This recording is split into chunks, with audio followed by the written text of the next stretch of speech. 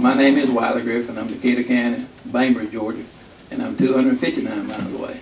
I appreciate this committee setting this time at 2 o'clock instead of 10 o'clock last time. Instead of getting up at 3 o'clock in the morning, I only had to get up at 6:30. But I do appreciate Mr. Chairman hearing me and also the committee. Yesterday, I had an unfortunate experience to gather all my employees up and tell them I had to lay off 8 people. There's 100 counties in this state that are under 35,000 population. There's over 100 counties that are labeled rural counties. And every county, I believe, is in the same shape we are in. The sheriff that rode up with me has done laid off 8 employees recently, and they told him to cut $300,000 more. Our counties, because of state unfunded mandates, federal unfunded mandates, our county taxpayers just can't stand anymore. And we're cutting budgets. We have, just like the state government, y'all been cutting budgets, we've been cutting budgets, nobody's had raises in 5 or 6 years. There's nothing more to cut but people. Most every one of these rural counties, when they talk about capital outlay, these asset seizure funds, that's where we get our money to buy the guns, ammunition, bulletproof vests. And you're right, your bill addresses that, and the other bill that's in place now addresses you cannot use it for salaries or bonuses, and we don't do that. It's the only thing I don't want to repeat. I appreciate what Mr. Porter said and Sheriff Steele said, so I don't want to repeat what they've said. But one thing I think has been left out, and I believe this bill addresses that.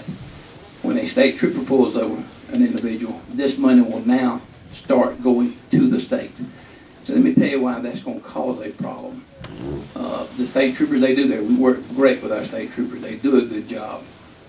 But in order to seize these assets, normally speaking, we start an investigation.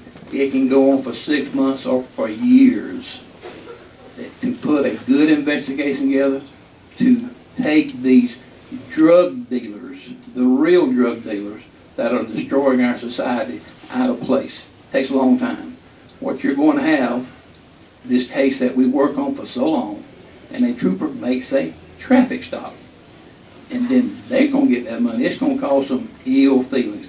That traffic stop, once they take that traffic stop, we, the sheriffs, take that individual, we house him, we put him through the court system. But the way I read the bill, 100% of that money will go to the state. Is that wrong? I think that may be wrong. We have a provision that says there will be a report prepared by the district attorney as a recommendation to the court, dividing the funds among the various agencies involved. Okay. So there's not a right or wrong to anyone receiving all of it or none of it. Okay. There's supposed to be a report, and just you say, well, you've done the work, housing, working toward the prosecution of the case.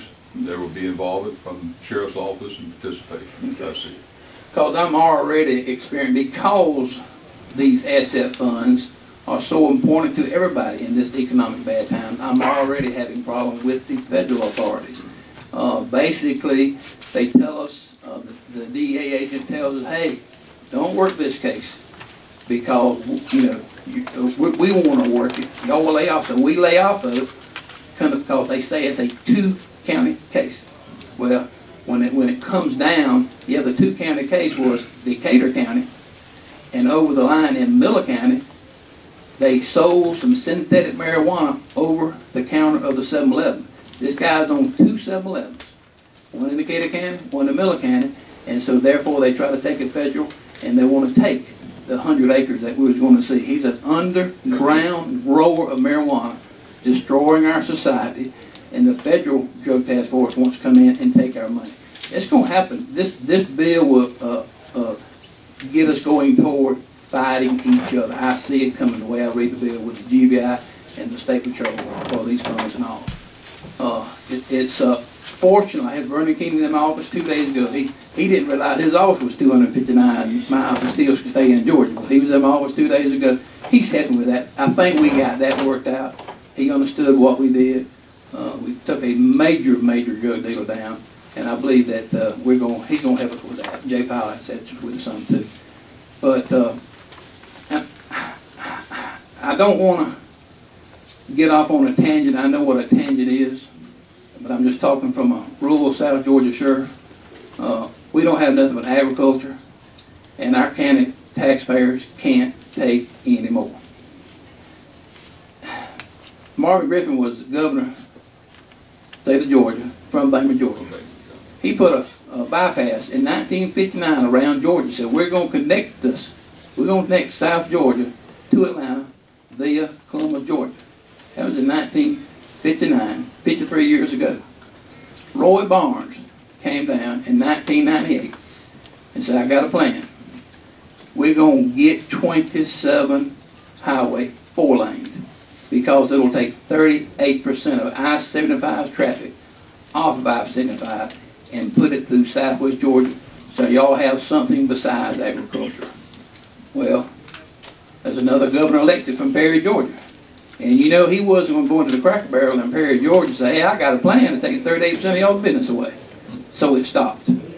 Well, here we are 15 years later, and that highway is still not completed.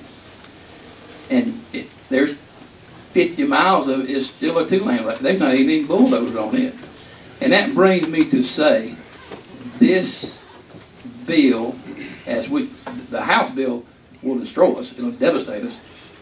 The asset forfeiture laws as they are now are working good. It is the best tool, the most efficient tool for me to take money away from drug dealers because they're not scared of jail. Unfortunately, they know what our situation is. They know 20 years means 7 months. They're not scared of jail. It goes back to the economy. And if you take this tool away from rural Georgia, you're going to devastate society because 90% of our problems are tied to drugs. There's no use in having a drug unit in your sheriff's office. Everything you do, if you work general crime, you work drugs. And I ask you to really, I'd rather correct the problems than come out with another bill. Thank you, sir. Thank you, Sheriff.